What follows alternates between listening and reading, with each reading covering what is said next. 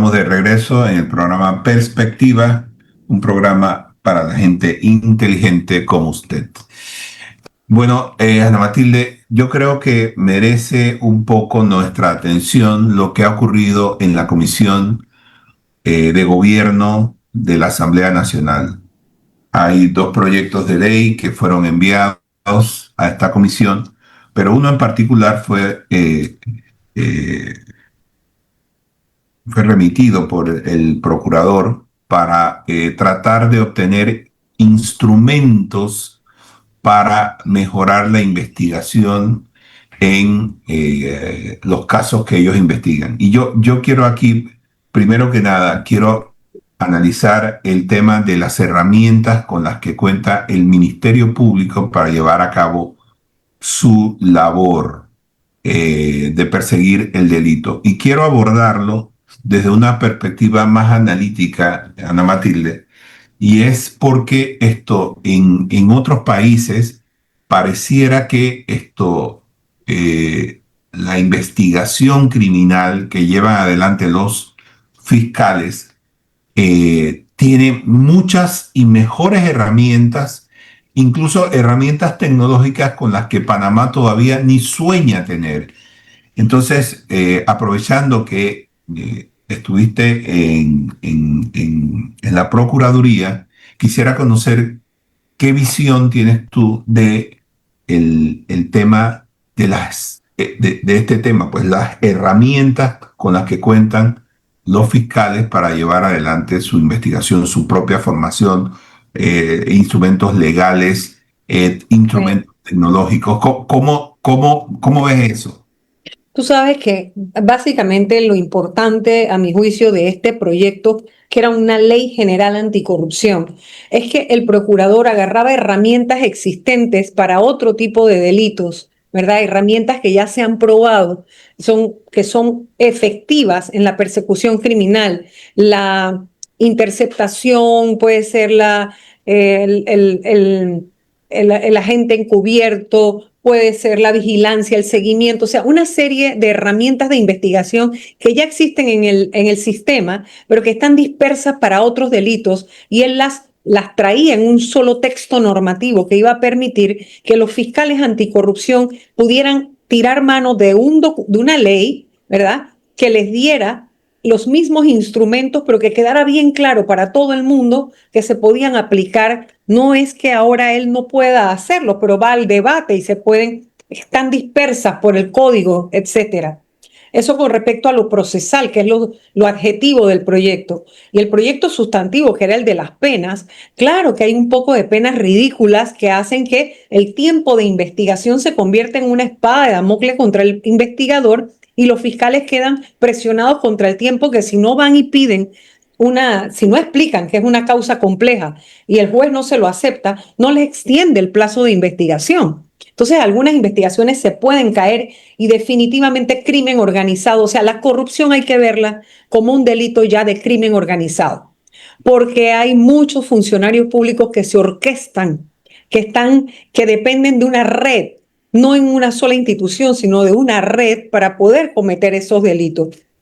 Así que yo lamento muchísimo que se esté evaluando el proyecto desde un punto, primero, que estemos en manos de un solo sujeto, del presidente de la Comisión de Gobierno, que sea el criterio jurídico que impere en el país. O sea, esto es un retroceso terrible y es una cosa triste para los abogados. Realmente yo sentiría que para el sistema legal panameño, que en una sola persona esté un criterio que pueda tirar por cancha el trabajo técnico, porque este documento fue elaborado con los expertos, los propios fiscales dentro de la institución, que empezaron a sacar cuenta de qué cosas le limitaban para trabajar, ¿sí?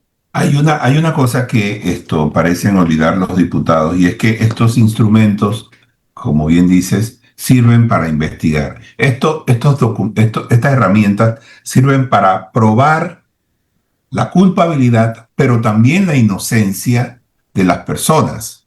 Si un fiscal va profundamente y se da cuenta de que tenía una teoría equivocada, estos instrumentos sirven precisamente para Sí. Claro, y no solamente es el tema de la culpabilidad que se debate en tribunales y después en contradictorio. O sea, esto no iba a violentar el debido proceso, porque en realidad lo que busca es en la etapa inicial, uno, que el Ministerio Público no esté sujeto a la discrecionalidad de un contralor, que es un ente político, lamentablemente, para poder determinar qué auditorías le llegan primero, cuáles le llegan después, incluso cuáles le llegan y cuáles no, y cuáles llegan con algún sesgo. O sea, todo eso no lo puede controlar un investigador que desde la Constitución es quien tiene el mandato para perseguir los delitos, pero en el enriquecimiento injustificado, que es un delito de alto impacto, y es el que más comúnmente la gente le llama la atención. Oye, ese tipo entró ayer a ministro y ya hoy tiene lancha, tiene carro, tiene no sé qué, tiene, cambió de casa, está lleno de cosas. Bueno, eso es un enriquecimiento inesperado, injustificado, o pudiera ser que sí lo pueda justificar, pero para eso se necesita una investigación. Pero esa investigación está sujeta, o sea, el Ministerio Público está maniatado por jurisprudencia, no por ley. No hay una sola norma en el engranaje jurídico panameño que tú puedas encontrar que diga que el Ministerio Público necesita, o sea, está obligado a esperar ese informe para poder investigar. Que la Corte tiene pronunciamientos de que para fallar, eso es otra cosa, ¿verdad? Si tú quieres probar la lesión patrimonial y quieres esperar y tú como tribunal no quieres fallar, esa es otra etapa, pero la investigación no puede depender de eso porque está corriendo el tiempo de la prescripción. O sea, ves el amarre o ven nuestros oyentes, o sea, cómo está la traba, ¿no? Porque lo que se requiere es que se descubra primero la verdad. Las vinculaciones vienen posteriormente, pero el Ministerio Público tiene el deber primero de identificar si en efecto se ha cometido un delito. Como tú dices, pudiera ser que al investigar se dé cuenta que no fue delito. Así es. Y me parece que me parece muy acertada la crítica que hizo el diputado Zúñiga, porque él en una intervención llegó a decir o cuestionó el rol del presidente eh, cuando dijo que a él no le gustaban los proyectos de ley y le pidió públicamente Que lo al retiraran. diputado que lo Eso es retirara. una injerencia indebida. Entonces él se pregunta cómo es posible que usted, señor presidente, en una conferencia de prensa diga que está en contra de los proyectos de un procurador que usted mismo nombró. Es decir, nosotros estamos viendo lo que parece ser, como bien dices tú, una injerencia indebida en todo este asunto.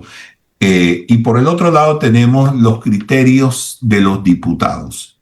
Estos criterios que yo se los escuché al diputado Camacho, me llama muchísimo la atención porque él dice que lo que hace falta en Panamá es voluntad para hacer cumplir la ley, que no hacen falta más instrumentos de este tipo, sino voluntad. Yo en parte creo que es cierto que falta voluntad, pero más que voluntad, para llegar al tema de la voluntad, se necesitan instrumentos que permitan justamente la investigación. Y en este caso, él está negando Pero además la primera pregunta que habría que hacerse en cualquier metodología para el análisis de lo que fuera es el criterio del señor Camacho, un criterio más técnico y más conocedor que el criterio de los fiscales que trabajan con las herramientas dispersas y que dicen, señores, necesitamos esto nos ayuda. Entonces yo pregunto, ¿quién tiene el criterio más calificado allí? Entonces, una cosa es que el señor Camacho tenga facultad legal y constitucional para hacer leyes, para debatirlas, eso nadie se lo va a discutir, pero que el criterio técnico, él tenga un criterio técnico superior al de los proponentes, eso jamás, eso no hay manera de que él lo logre. Y concuerdo perfectamente contigo porque yo creo que el señor Camacho ni siquiera tiene la mínima experiencia en este tipo de lides procesales en las que los fiscales tienen que enfrentarse a tremendas limitaciones para llevar adelante su labor. Aparte, una herramienta de investigación siempre es más positiva cuando está sistematizada. Y eso es lo que buscaba una ley general. Una ley general lo que busca es la sistematización de las normas para que sean interpretadas a la luz del objetivo que se busca. Bueno, yo creo que el señor Camacho y los otros 4 diputados que lo acompañaron en esta decisión le han negado al país instrumentos que habrían sido de gran importancia para la transparencia del ejercicio gubernamental.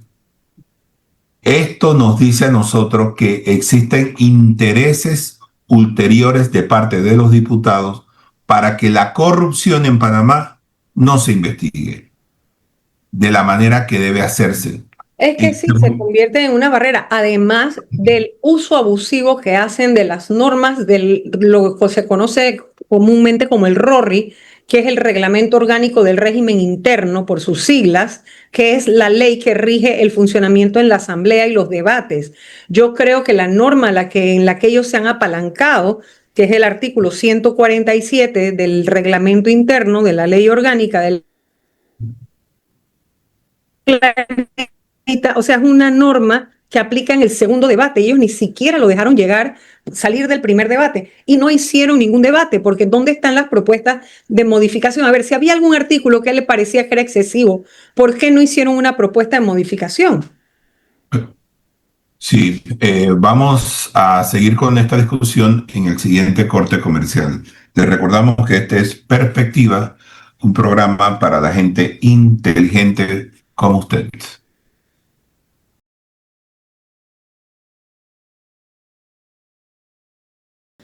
Bueno, estamos de regreso al programa En Perspectiva, un programa para la gente inteligente como usted. Hablábamos, Ana Matilde, de los rechazos de los proyectos de ley que han sido discutidos, bueno, discutidos es relativo, Sí, en la Comisión de Presupuesto, perdón, de la de Comisión de gobierno. Gobierno de la Asamblea Nacional, y Ana Matilde nos iba a leer un artículo del Sí, reglamento. sí, mira, en el Reglamento Orgánico del Régimen Interno, que es esa ley que rige el funcionamiento de la Asamblea, están regulados todos los pasos, o sea, el primer debate, segundo debate, el pleno, las comisiones, todo está escrito. A mí lo que me llama la atención es que esa facultad que se arrogó el presidente de la comisión, yo la encuentro más es en el artículo 147 que regula el segundo debate y habla de el efecto del rechazo del primer artículo. Y dice así, lectura del artículo 147. Cuando el presidente o presidenta juzgare que todos los artículos de un proyecto dependen esencialmente del primero, lo cual no pasaba con estos proyectos del procurador, rechazado este, dará por rechazados los demás, pero la Asamblea Nacional tendrá derecho de anular su decisión a petición de cualquiera de quienes tienen voz en los debates. Bueno, pareciera que lo que están tratando de hacer los diputados de Vamos de Moca en el Pleno, que es que se revierta la decisión de haber cercenado esta pretensión legislativa en el primer debate. Ese artículo que yo leí está en el capítulo 4, que regula el segundo debate, ¿sí? Y pareciera que sí es dable, o sea, siempre que se debate, lo que se decide con un proyecto en el primer debate, se pasa al Pleno y el Pleno siempre es soberano. Y, y la ley tiene otra norma que suple cualquier vacío, y es que lo que no esté escrito en este reglamento se resuelve por votación en el Pleno. Entonces, ¿por qué no llevaron esto al Pleno? Llévenlo al Pleno a ver si es que de verdad todos los diputados de este país están en contra de que haya una norma sistematizada que le plantee herramientas al Ministerio Público para investigar mejor, para proceder rápidamente y que no se pierdan los casos por la prescripción, por el paso del tiempo, y que las penas se aumenten. ¿Por qué es que están tan preocupados de que se aumenten las penas en los delitos de corrupción? Y los tiempos de investigación también. Claro.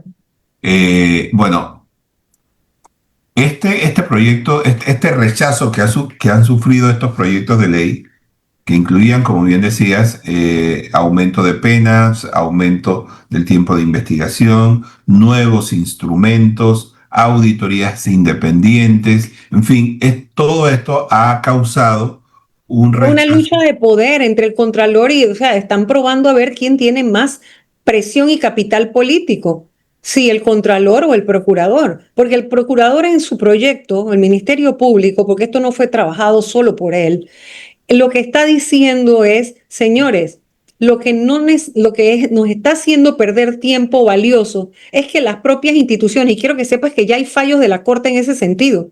Yo llevé el otro día a la televisión un fallo de la Corte Suprema de Justicia que avalaba un informe de auditoría interna del Meduca.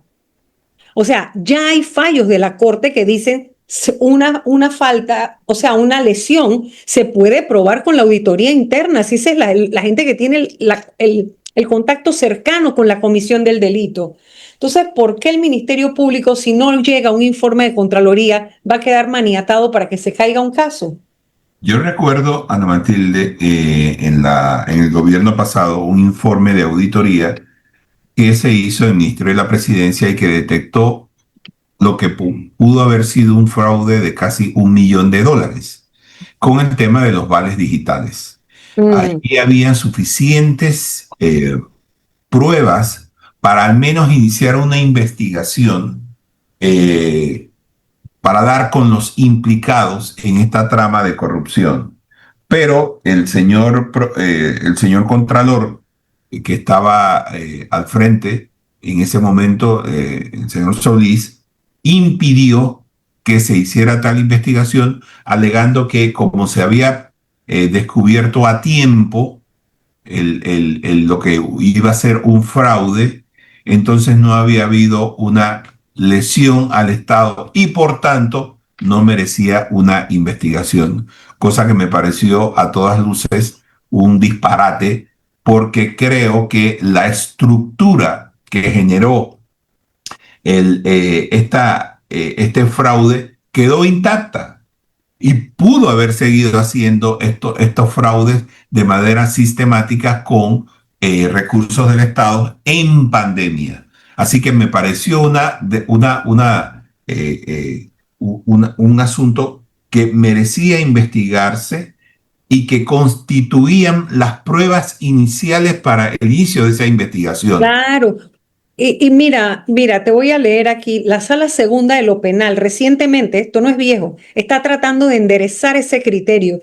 El informe de Contraloría no es el único instrumento probatorio en un país donde hay libertad probatoria.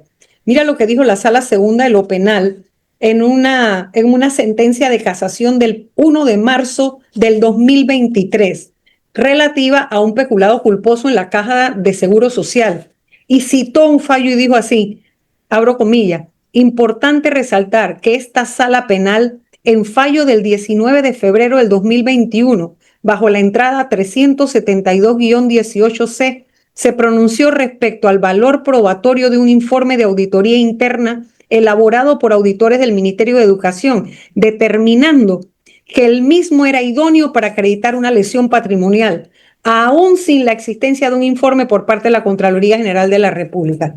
Explícame en qué país esquizofrénico estamos viviendo cuando Camacho puede estar encima de los pronunciamientos de la propia Corte Suprema de Justicia. Un presidente de una comisión, de una simple comisión de un poder legislativo que nada más es una parte del debate, de un debate, o sea, ni siquiera cómo es que allí se puede bloquear una pretensión que tiene fundamento en la jurisprudencia del país, en las cortes, o sea, en la Corte, el Tribunal Supremo que interpreta las normas.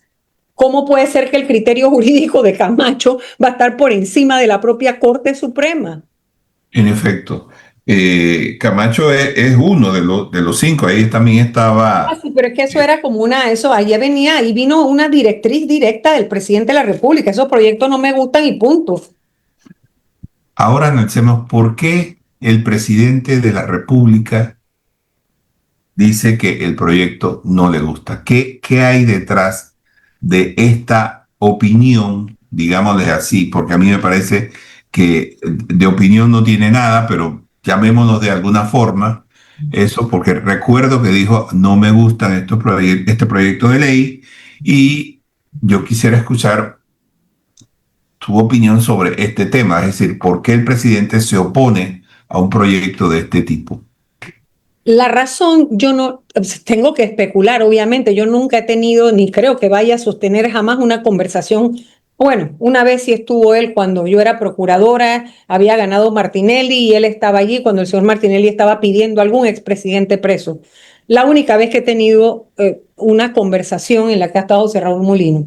Yo no puedo comprender cómo el presidente, cuando tú designas un procurador, tú tienes que tener confianza en esa persona, pero pasa muchísimo que los presidentes, una vez que lo designan a uno, cuando uno ya es ratificado y quiere hacer su trabajo en serio, o que uno se toma su trabajo en serio, entonces empiezan a dudar de lo que uno hace.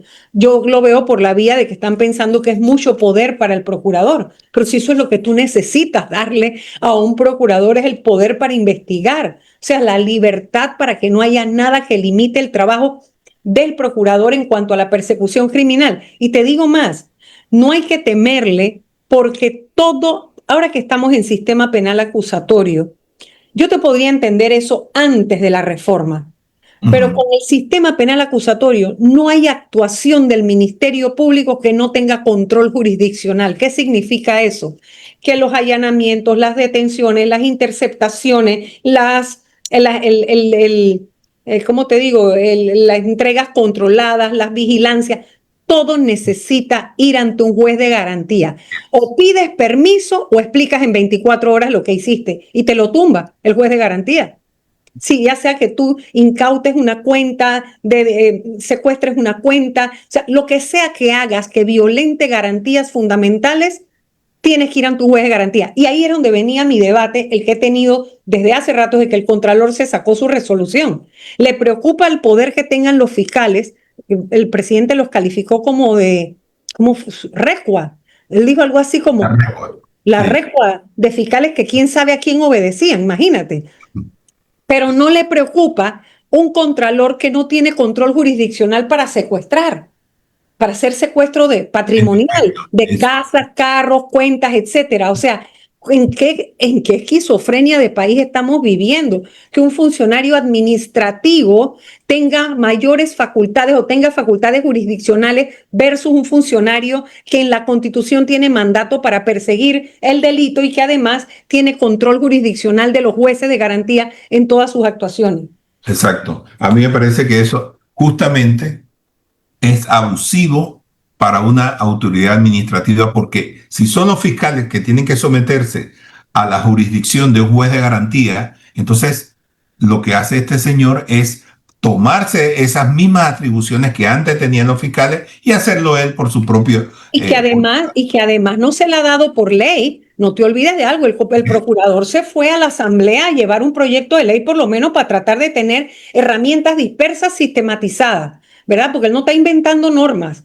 Pero resulta que el contralor se hizo en una resolución que es menor jerarquía que una ley, porque ellos sí se bypasean la asamblea, ¿verdad? Ujú. Porque cuando quieren los votos, ahí están esos como borregos votando a favor del Ejecutivo, pero no se dan cuenta que ellos se lo brincan en todo lo que no le quieren ir a pedir el favor ni negociar, se lo brinca. Entonces, el Contralor se tira una resolución que es inferior a la ley y la ley 32 de 1984, modificada por la 351 del 2022, que es la ley orgánica de la Contraloría, no tiene la facultad de secuestro en ninguna norma. Que me la muestre. No hay una sola norma que diga eso. Porque la ley lo que dice es y cualquier otra medida precautoria. ¿Y cómo tú vas a interpretar eso extensivamente cuando nuestra Constitución dice que todo lo que son derechos y garantías en la Constitución es lo mínimo, lo cual significa que todo lo que restrinja garantías constitucionales se tiene que interpretar restrictivamente? O sea, tú tienes que ir a pedirle permiso a un juez para hacer eso, por Dios. Más si tú eres un funcionario administrativo, tú no eres un funcionario jurisdiccional, tú no eres un funcionario revestido de rango constitucional para perseguir delitos. Sí, y eso, y sobre ese pronunciamiento, sobre esta opinión que estás dándonos, hay diversas opiniones que coinciden con lo que dices. Es decir, esto es materia del órgano judicial, no debería ser materia de el Contralor General de la República. Y bueno, y si no quieres ir al órgano judicial, perfecto, pero después de la modificación del 2004, después de que ya entra en vigencia un tribunal patrimonial, ¿verdad? Entonces ve a tu tribunal patrimonial que tienes allí, pues. Precisamente de allí fue que Tribunal de Cuentas, nació. ¿no? El Tribunal de ah, Cuentas. nació la oficina esta que era de responsabilidad patrimonial que tenía antes la Contraloría y se Correcto. convirtió en un tribunal que era lo que había que hacer y era donde se ventilaban justamente estos casos. Pero resulta que a eso sí no le preocupa al presidente de la República, que un contralor tenga facultad para secuestrar primero y a los 5 meses declinar, que es lo que dice la norma. Por favor. Pero además hay una cosa más que me preocupa.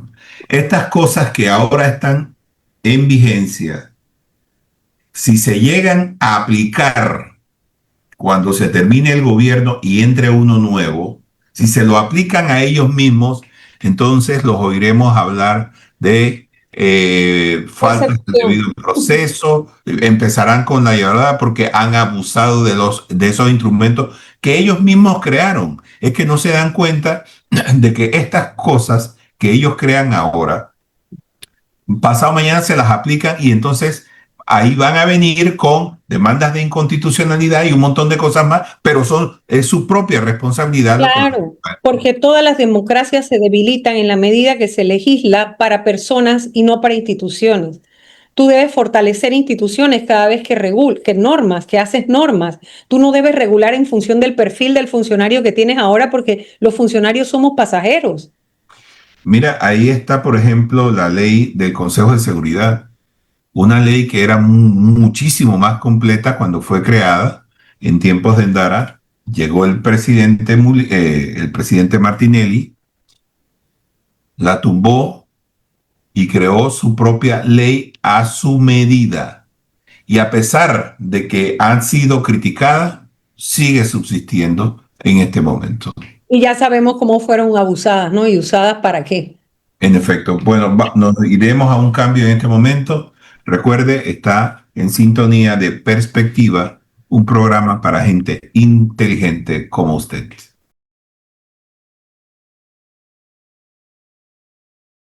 Estamos de vuelta con Ana Matilde Gómez y en el programa En Perspectiva, un programa para gente inteligente como usted. Ana Matilde, quiero ir a un tema que también es muy candente, es el tema del presupuesto. Ayer el presidente estampó su firma en el nuevo presupuesto de la Nación, que para el próximo ejercicio fiscal es de casi 35.000 millones Millones. de dólares. Entonces, quiero abordar contigo este asunto porque yo no sé, desde mi perspectiva, eh, creo que eh, este presupuesto pareciera, a mi juicio, muy, pero muy optimista respecto a los ingresos que se proyectan para el próximo año. Y una cosa muy curiosa que me hizo saber una fuente es que la DGI, desde el mes de junio, la última vez que lo publicó fue en junio de este año, es decir, nosotros ignoramos los ingresos que ha tenido el Estado en los meses de julio, agosto y septiembre. Tenemos 3 meses que la DGI no publica este, este informe en el que se informa a todo el mundo cómo están los ingresos, cómo el país o la DGI está ¿Cómo va recogiendo la recaudación? la Claro, recaudación. claro que plantea una gran duda en la medida que el presupuesto es solamente eso, lo que tú presupones que vas a poder recaudar o los dineros que vas a tener producto de los préstamos que hagas, etcétera. Uno esperaría que paren ya de emitir bonos y de hacer préstamos, pero pareciera que con eso es que estamos financiando el gasto corriente, principalmente el de la planilla del Estado. Eso sí es una preocupación. ¿Qué molesta más?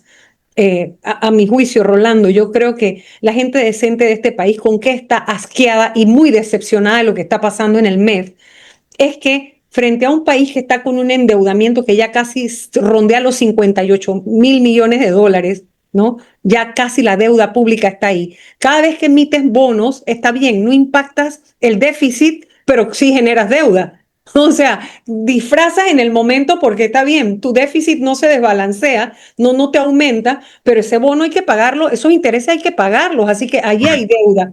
Pero tú no sabes cuánto vas a recaudar y cada vez ves que el desempleo ya está en 2 dígitos. Quiere decir que menos personas están consumiendo o van a consumir en base a qué tú vas a recaudar. La pregunta es, ¿no ha habido una sola reforma estructural que enderece las exoneraciones de las empresas grandes que no pagan impuestos en este país? No hay una sola reforma estructural que reduzca la planilla o que por lo menos, que esto es lo que más coraje da, le haya tocado $1 a los 98 millones de dólares que se lleva la Asamblea anualmente para funcionar con el alto nivel de ineficiencia que tiene la Asamblea y los resultados realmente como insignificantes en función del Estado, o sea, de las cosas que están mal en el país. O sea, ¿cuántos de esos 98 millones significa que están resolviendo problemas de agua potable, problemas de abastecimiento de medicamentos, problemas? Mira cuántas, 500.000 personas, cifra dada por el propio IMA, Instituto de Mercadeo Agropecuario, 500.000 personas al mes hacen fila para comprar arroz más barato o comida más barata.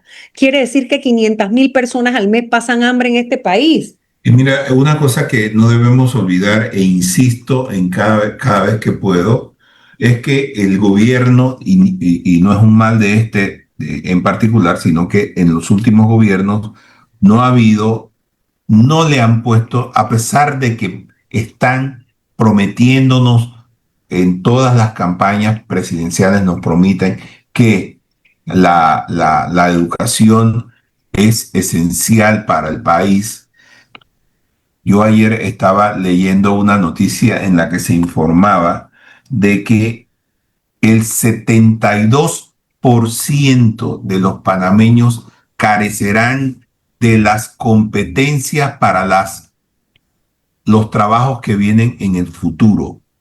Entonces, ¿qué estamos haciendo con la educación? Si las personas no reciben la educación adecuada, ¿cómo piensa el gobierno obtener mayores impuestos? Si estas personas, entre más ganan, más pagan al Estado, pero si menos ganan, no van a pagar lo que espera el Estado. Y este presupuesto yo creo que está basado en buena parte en obtener créditos, con lo cual va a aumentar la deuda pública.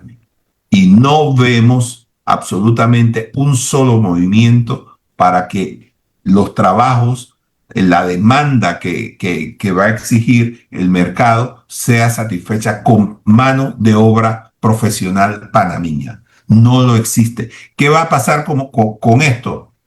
Sencillamente que las empresas que tienen pensado invertir en Panamá llegan aquí, miran el mercado, no hay suficientes ingenieros, no hay suficientes técnicos y dicen yo no puedo trabajar desde aquí y se van. Entonces, una decisión tan sencilla como meterle mano al tema de la educación, pero hacerlo como debe ser, no lo hacen, no lo hacen. Y con una revolución estructural que realmente preparara a las personas para los trabajos del futuro, para ese futuro que ya llegó.